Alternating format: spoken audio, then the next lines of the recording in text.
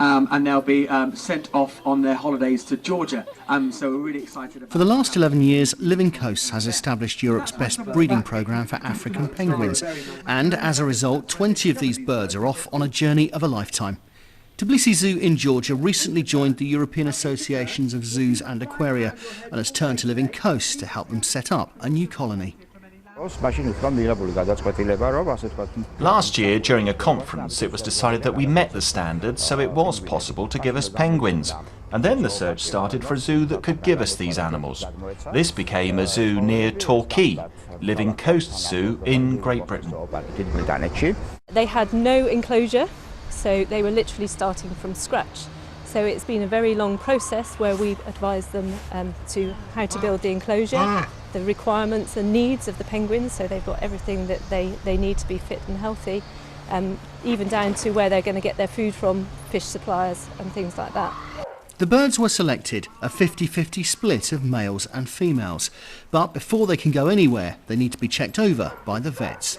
Have they all been eating all right? Except for Pepper, who you've got talked to about, I assume, earlier.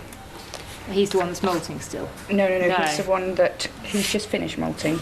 And his appetite hasn't properly kicked back in.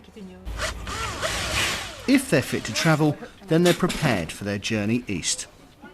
The penguins were taken by road to Dover, they took a ferry to Calais, then it was back on the road to Amsterdam, and from there they were flown to Tbilisi. They arrive at their new home. Zoos measure themselves on how their animals take to their new environment. So are these penguins going to like their new home in Georgia?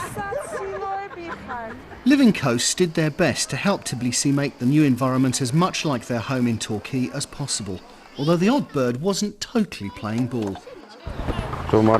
She's hiding in her house. We usually feed her separately because she spends most of the day in her burrow, and so she doesn't get hungry, we leave her serving of food here. She's not very visible here.